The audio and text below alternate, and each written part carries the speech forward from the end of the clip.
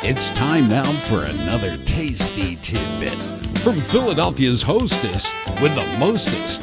Here comes Chef Jackie.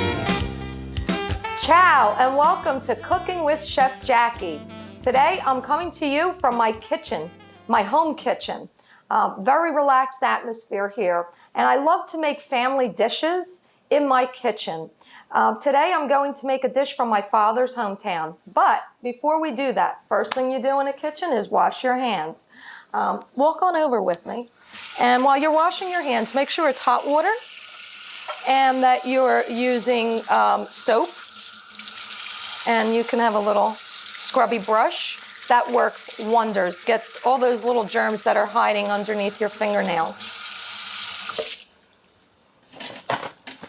Okay, and now we can cook.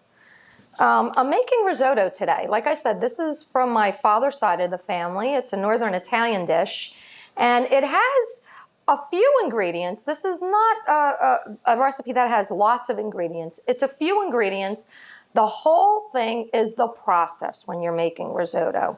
This is not something that you want to start and then go and take a call from Aunt Sadie.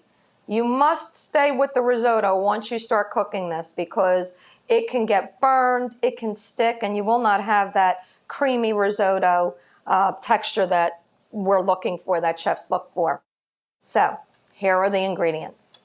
Number one, you must have arborio rice or a short grain fat rice because it has a lot of starch in it, and it just makes a creamier rice. Second thing you need is Parmigiano Reggiano. This happens to be from a neighbor of Bologna where I grew up. This comes from a town not too far from there, and it is a specific type of cheese. Parmigiano Reggiano are usually aged anywhere from 12 to 36 months, some older than that. Me, the older, the better. I love it. It's a nutty smelling cheese. And my father's side of the family puts it on everything from breakfast to dinner. So you name it, it's on there. That's a key component. Another thing is saffron. Saffron is the most expensive spice in the world. And today, I'm really lucky to say that my buddies over at Grazia's Italian Market Spice Company provided me with a whole container of saffron. This is like gold. It's the most expensive spice because these are crocus stamens. And somebody has to go in there and pick those little stamens out by hand. So that's what makes it so expensive. And it gives it sort of a little bit of a bitter flavor. It smells like hay, if I were to compare it to anything. And it gives that beautiful yellow look that you see when you look at risotto or paella. It's the same thing. Another thing that I wanted to talk about today were salts. Because we do put a little pinch in the risotto. You don't need much, but you do put a little pinch in the risotto. And I am a salt fanatic. I love salts. I have a little grinder that I use for my salt. I usually keep my salts in here. This is really good for the Himalayan, like the rock salts, which is right here. They are pink, as you can see them. And this is from the sea, so they're sea salts. This is another chef's favorites, sea salt flakes, because they dissolve almost immediately. And then there's kosher salt. I use kosher salt more than anything else. Why so many salts? Well, salts are all for different things. A kosher salt like this, you can use and consider an all-purpose salt. This you would use when you're cooking. This is great for salting pasta water and all that good stuff.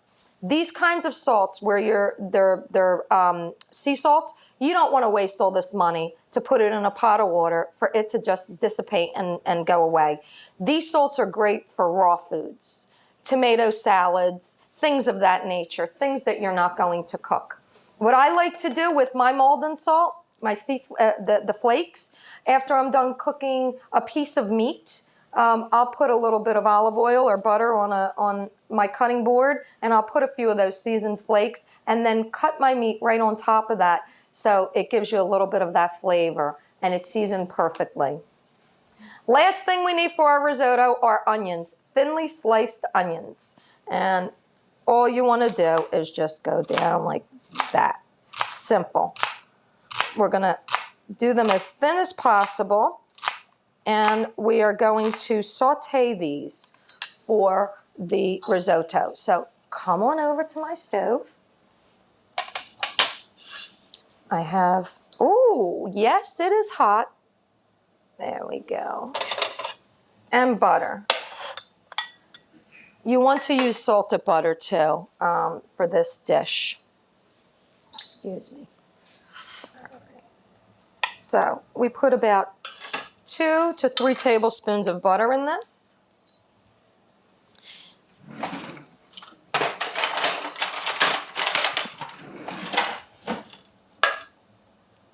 And when I said you really don't want to walk away from this, seriously, from this moment on, you do not want to walk away. Anybody that's ever cooked with butter knows how quickly butter can burn. And the whole recipe is like that. You don't want your rice to burn. You don't want anything to burn. Tender, loving care goes into this dish. There's that word again, love. Got to put love in your food. Once the butter is melted, I'm going to add my onions. And this can saute up. You want your onions nice and translucent. And this is where you would put a pinch of salt. Did you see that? A pinch of salt. Not a ton, a pinch. The whole point to food is layering. And you want to season every component that you layer. So you want to season your onions. When your rice goes in, you want to season that a little bit. So when your dish comes together at the end, it doesn't taste insipid or that it's lacking salt. You want it to be flavorful. And that's our little trick. That's what chefs do.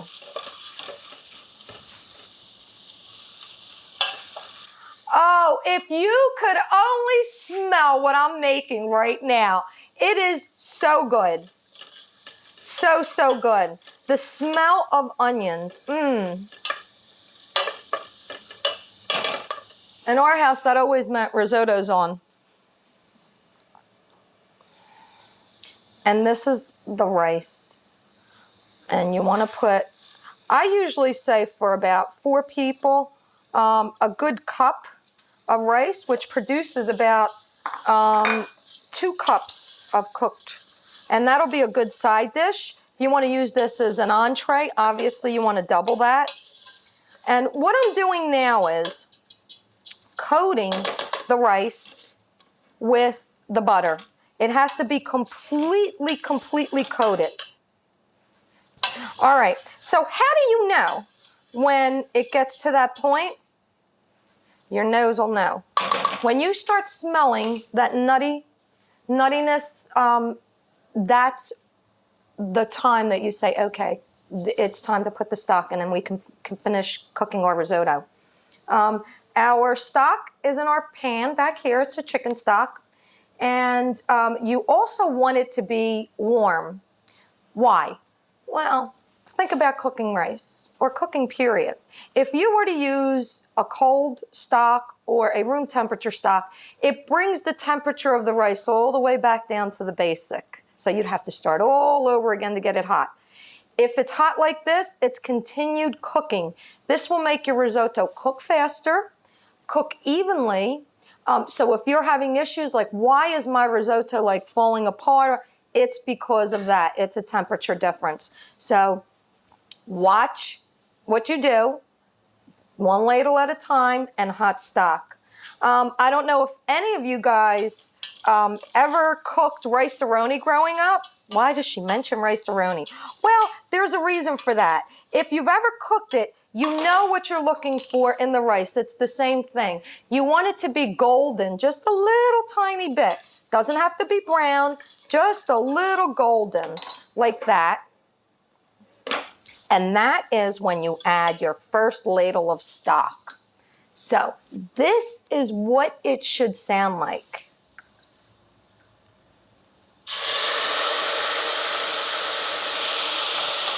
That means you're on the right track.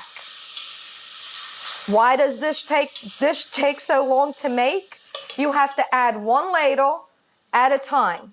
When it's all incorporated into the rice and it's sucked up all those beautiful stock juices, that's when you put your second scoop in, and you're constantly stirring. I happen to be, from old school, so my grandmothers always told me, you always move the spoon in the same direction. So always go clockwise. It'll make it better and more consistent, and you won't ruin the energy of the food. There we go. Looks pretty easy, huh? Anybody can do this. The trick is to stick to the pot and make sure you're stirring constantly. You don't only have to use arborio rice. There are different types of rice that you can use in the area. Arborio rice comes from the Piedmont area of Italy, and it's a mountainous region. And up in the north, where my dad's from, or where my dad was from, that's what we ate. We ate more rice and polenta than we really did pasta. So rice is a staple for us, and we used it every day. Other types of rice that are similar to arborio rice are carnaroli and violone. And they're very, very similar. They're short, round, fat rices, and they make a creamy texture. Got to go back here. That already, look at that. Do you see how easy that just like sucked up all that goodness? Let's add a few more. There you go. And we'll stir. And then you want to put it on between simmer and medium, somewhere between low and medium. As long as it's bubbling and cooking, we're okay. And the last thing that I want to talk to you about is stock that you put into your risotto. You can make something from scratch. Every Sunday, that's what I do. You can see my stock pot on the range already. So on Sunday, when I'm preparing all my chickens or all my meats for the week, whatever I'm doing, my vegetables, I put it all in there and I make my stock. And I cook that for a few hours, and then I strain it, and that's how I make my sauces during the week. That's a really important factor, because you don't want to be using anything that's really packed with salt, like a bouillon cube. That would not be good. You can use a canned chicken broth, and there are some really nice ones out there that are low sodium. I don't want to say go no salt, because it does season it a little bit, but you don't want regular salt or a lot of salt in it, because then that'll just make it even saltier, and the cheese has a little salt too, so you really want to watch how much cheese you put in, how much salt you put in there. Saffron. Saffron is one of those specialty herbs that if you ever find it and you find good stuff and you want to find the threads, buy it, especially if the price is good. You want to put a few threads. I mean, you don't have to put tons of it in there, because it really does go a long way. You just take a few threads out, you put it in hot water, and do you see the water's turning yellow already? I didn't even stir that. This is what the risotto is basically going to look like at the end. It's going to get that beautiful yellow color. Almost orangey. It's just really, really cool. But you need to put it in hot liquid in order to do that. We'll let that steep for a little bit, and then we're going to add it to our risotto. Now let's go back and check that risotto. Wow, look at that. This is going to be done in no time. To make risotto, you really, really have to comfortably give yourself about 30 to 45 minutes, because you don't know how much of that stock it's going to incorporate. And on some days, you might need more stock. It depends on the weather too. Rice is temperamental, and some days it requires more stock and some days it doesn't. But you can always add more, you can't take away. So remember that as well. Okay, this will probably be the last time that I'll put any stock in here, and now this is going to cook down. While it's doing that, we're going to put the cheese in there. And I know that this looks like a lot of cheese, but it's really not. It's ground really fine.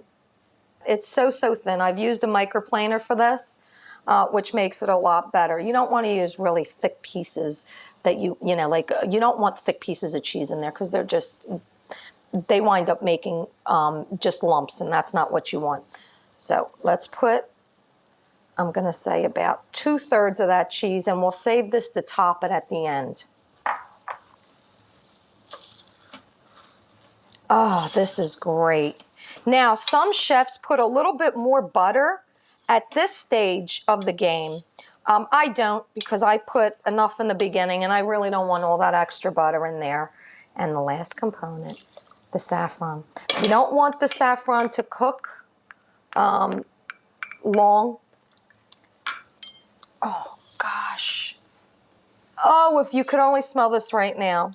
You don't want it to cook long, so it's just at the end you put it in, and in a few seconds that'll turn all yellow.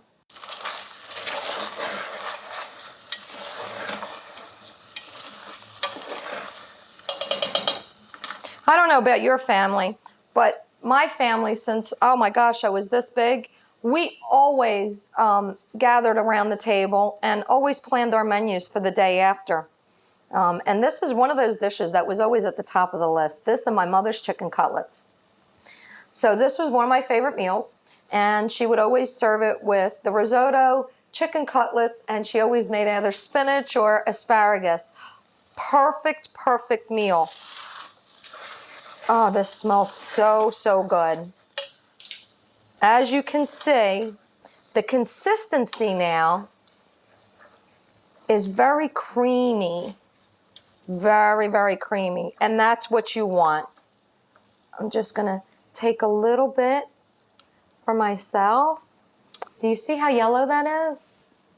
Really pretty. I'm going to put a little bit more cheese in here because I am from Northern Italy. This is what we do. Cheese on everything. Delish. Buon appetito.